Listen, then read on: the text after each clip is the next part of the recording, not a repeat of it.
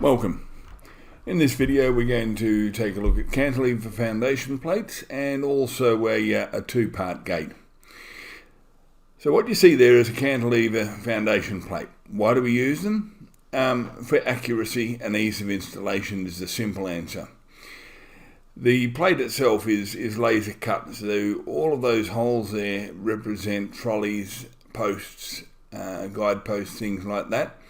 And they're highly accurate, meaning that all of your trolleys, if you put the plate in flat, if you put it in level, and if you put it in nice and straight and correctly, everything is going to line up, and you're not going to have premature wearing of cantilever trolleys and parts like that.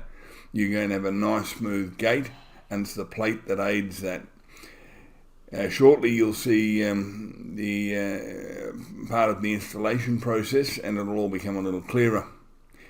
You can also see a motor mounting plate there sitting at one point.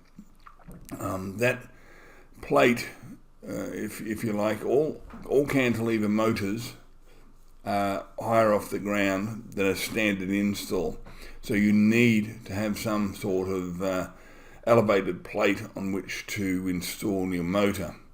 So when we make a cantilever foundation plate, we take into account what motor you're using, and the plate is the appropriate height for your cantilever size, your motor size, your bottom rail size, so as that everything comes together. And again, it's all about making that installation easier and far more accurate. Okay.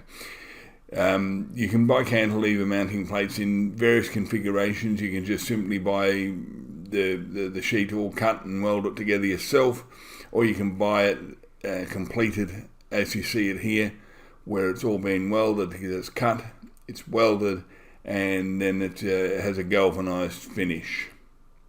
Okay. So we're going to move on shortly to part 2, and you'll see how it starts to come together. So what you see here is what we call the plate with all the J-bolts. So when you buy a cantilever foundation plate, you will get J-bolts, and basically all you simply do is insert them through the plate, bolt them into place. And the bottom of those J-bolts, of course, is getting ready to go into the concrete. Right, the top of you've got all your threaded rods, and that will allow you to just very simply, very easily install your trolleys and your up and over posts and things like that. So basically, all you've done in this stage is lifted the plate off of your trailer, inserted all your J-bolts, and you're ready to put it down into your nice big wet concrete hole. We'll move on to the next part. Okay, so what you see here is the concrete has been poured into the hole, and then the plate has been placed into the concrete. Right? In this case, they would have had a little bit of formwork to keep the concrete in place around the sides. And then basically just pushed the plate in, ensuring that it's perfectly level and perfectly in line with where you want the gate to go. Now you can also see the ease with which you then start to put everything together, because that trolley just slips straight over those J-bolts. Everything's nice and secure. You bolt it down, and you put in your trolleys, your overhead posts, things like that. And it just makes the installation so much simpler. So we'll see more of the plate later and the finished product. Right here, they're just getting ready to lift the gate sections from the trailer, and then they'll start to assemble the gate all around that foundation plate that's in there with the trolleys and things like that, and you'll just see the gate starting to come together. Now remember, this is a two-part gate, so it's actually going to be bolted together. So over the next few slides, you'll see things coming together, and it hopefully will make a bit more sense.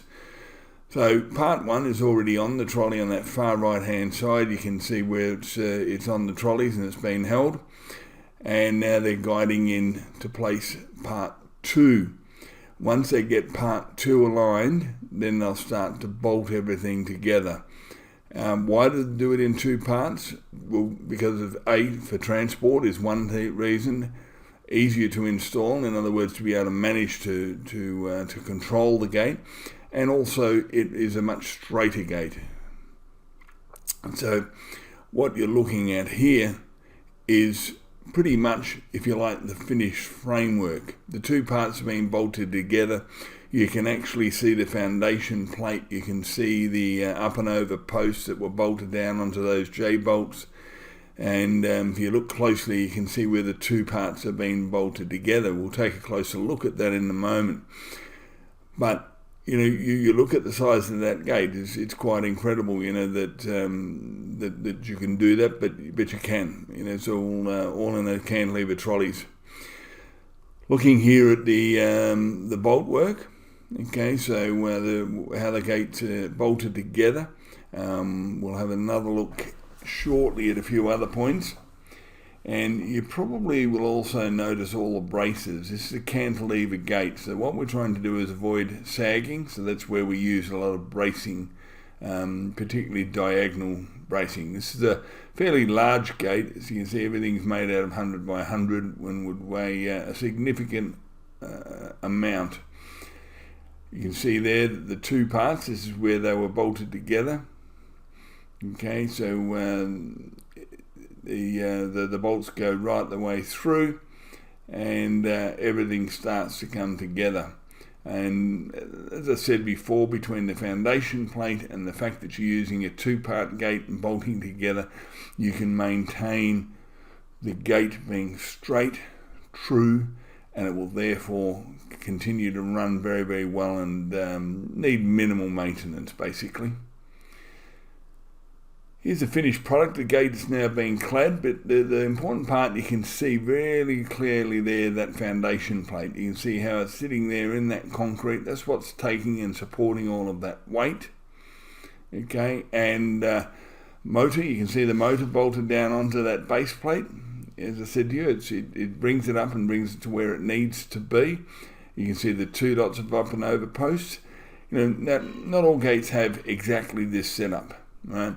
Foundation plates are designed and built to work with your design, your size of gate, your motor, how you want your posts to operate.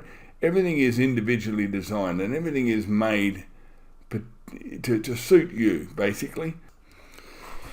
So let's have a look now at the finished product running. A moving video, if you like.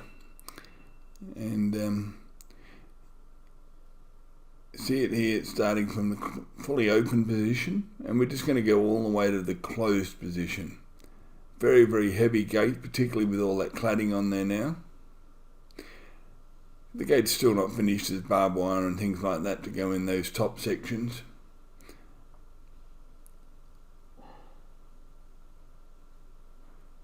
See the inside, the rack and pinion style, the join there, you could see that. Now we're coming in